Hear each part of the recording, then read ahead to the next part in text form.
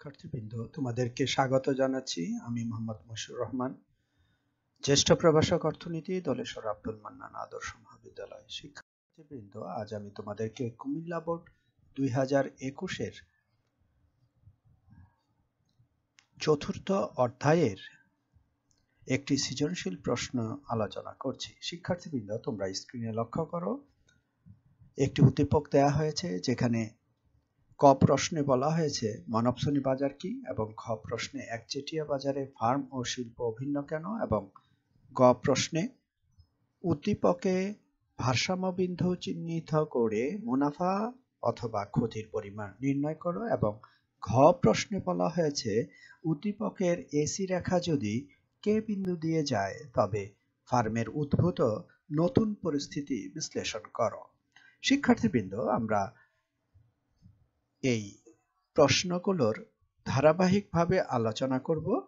বিশেষ করে উচ্চতর দক্ষতা এবং প্রয়োগমূলক প্রশ্ন অর্থাৎ গ এবং ঘ প্রশ্নের উত্তর আমরা বিস্তারিত আলোচনা করব। শিক্ষার্থীবৃন্দ, ক প্রশ্নে বলা হয়েছে মানবশ্রেণী বাজার কি? যে বাজারে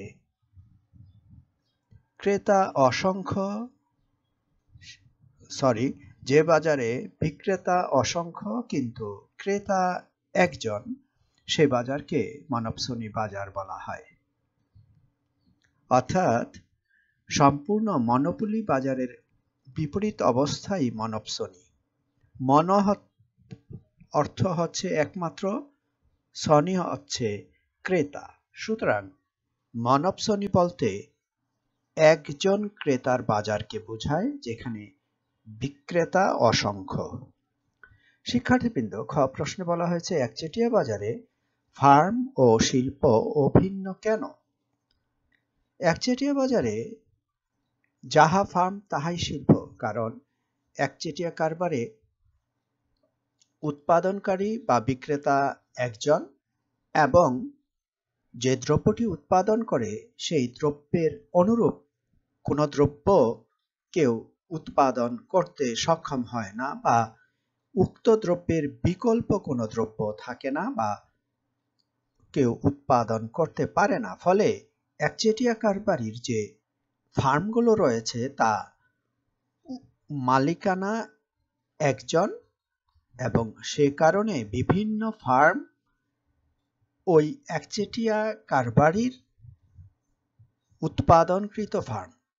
ফলে এক্ষেত্রে ফার্ম এবং শিল্প অভিন্ন। শিক্ষার্থীবৃন্দ, এখন আমরা গ প্রশ্নে উদ্দীপকে ভারসাম্য বিন্দু চিহ্নিত করে মুনাফা বা ক্ষতির পরিমাণ নির্ণয় করব। শিক্ষার্থীবৃন্দ, উদ্দীপক থেকে আমরা একটি রেখাচিত্র অঙ্কন করেছি। সেই রেখাচিত্রে আমরা গ প্রশ্নের যে আলোচনা, উদ্দীপকে ভারসাম্য বিন্দু চিহ্নিত করে মুনাফা বা ক্ষতির পরিমাণ নির্ণয় করব। শিক্ষার্থীবৃন্দ, তোমরা লক্ষ্য করো যে রেখাচিত্রে ভারসাম্য বিন্দু হচ্ছে টি বিন্দু, অর্থাৎ কোন ফার্মের মুনাফা লাভের জন্য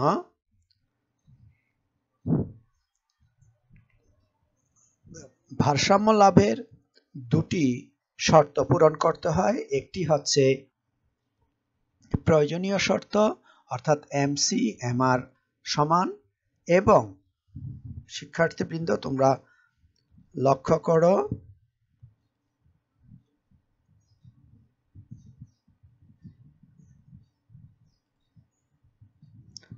যে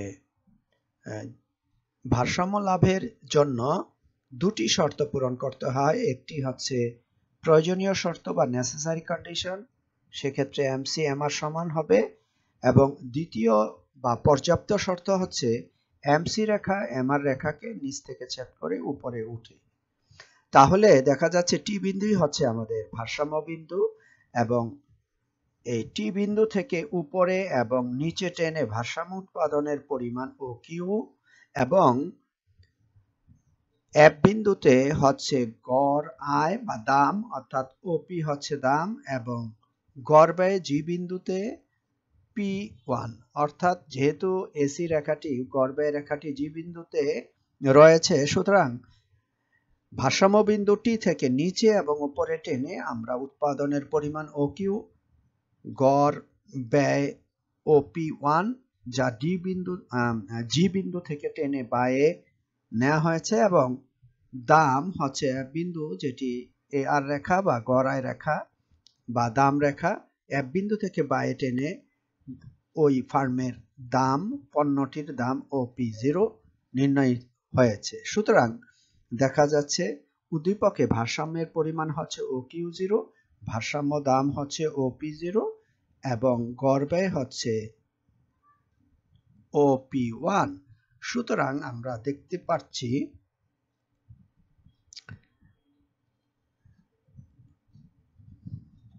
যে তোমরা খেয়াল করো যে আমরা দেখতে পাচ্ছি যে ভারসাম্য বিন্দুটি ভারসাম্য পরিমাণ হচ্ছে OQ0 এবং ভারসাম্য দাম হচ্ছে OP0 এবং গড় ব্যয় OP1, এবং সেক্ষেত্রে ফার্মটি ক্ষতির সম্মুখীন হচ্ছে, কারণ হচ্ছে যে ফার্মের দাম হচ্ছে OP এবং গড় ব্যয় হচ্ছে OP1। সুতরাং দেখা যাচ্ছে দামের তুলনায় গড় ব্যয়, শিক্ষার্থীবৃন্দ তোমরা খেয়াল করো যে দাম হচ্ছে OP, এই যে আমি দেখাচ্ছি OP, যা এফ বিন্দু থেকে বায়ে টেনে নিয়ে আসা হয়েছে, অর্থাৎ এই এফ বিন্দুতে গড় আয় রেখা বা দাম রেখা, সে কারণে টি বিন্দু থেকে উপরে টেনে এফ বিন্দুতে হচ্ছে দাম OP0, এবং আরো উপরে টেনে গড় ব্যয় রেখা হচ্ছে AC, যার জি বিন্দুতে গড় ব্যয় OP1। সুতরাং দেখা যাচ্ছে এক্ষেত্রে দামের তুলনায় গড় ব্যয় বেশি, সুতরাং এক্ষেত্রে ফার্মটি ক্ষতির সম্মুখীন হচ্ছে। শিক্ষার্থীবৃন্দ তোমরা লক্ষ্য করো, সেক্ষেত্রে ফার্মটি লসের সম্মুখীন হচ্ছে এবং লস সর্বনিম্নকরণের চেষ্টা করছে। সেক্ষেত্রে ফার্মটির মোট আয় হচ্ছে OPFQ0 এবং মোট ব্যয় হচ্ছে OP1 GQ0, এবং সেক্ষেত্রে ফার্মটির ক্ষতির পরিমাণ হচ্ছে P0 P1 GF।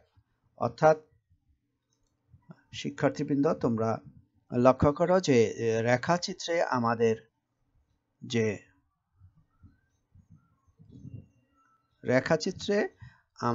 ক্ষতির পরিমাণ হচ্ছে P0 P1 GF। শিক্ষার্থীবৃন্দ তোমরা লক্ষ্য করো উদ্দীপকে যে চিত্রটি দেওয়া হয়েছে সেখানে উদ্দীপকের যে এসি রেখা যদি কে বিন্দু দিয়ে যায় তবে ভারসাম্যের উদ্ভূত পরিস্থিতি বিশ্লেষণ করতে বলা হয়েছে। শিক্ষার্থীবৃন্দ তোমরা লক্ষ্য করো যে এই ঘ প্রশ্নে উদ্দীপকে এসি রেখা যদি কে বিন্দু দিয়ে যায় তবে ফার্মের উদ্ভূত নতুন পরিস্থিতি বিশ্লেষণ করো। তাহলে কে বিন্দু হচ্ছে এই রেখাচিত্রে এইখানে অবস্থিত, যা গড় ব্যয়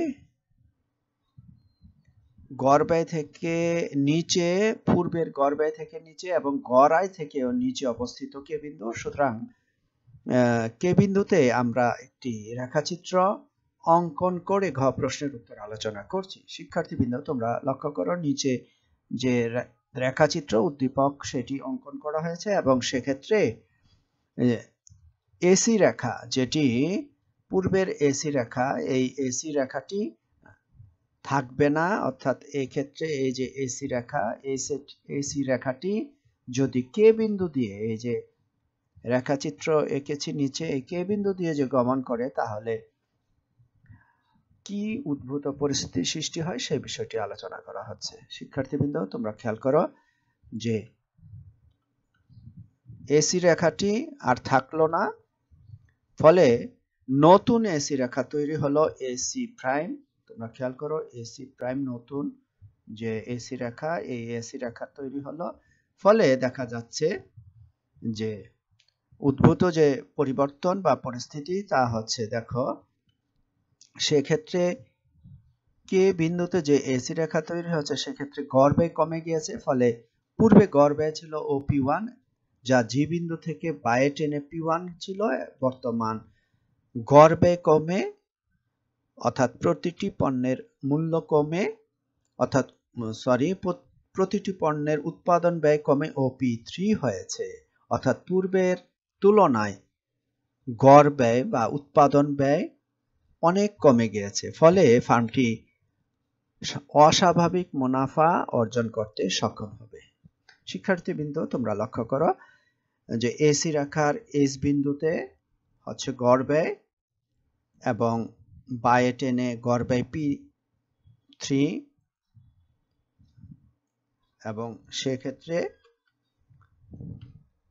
ফার্মটি অস্বাভাবিক মুনাফা অর্জন করছে এবং সেই অস্বাভাবিক মুনাফার পরিমাণ হচ্ছে P3 P0 FH পরিমাণ।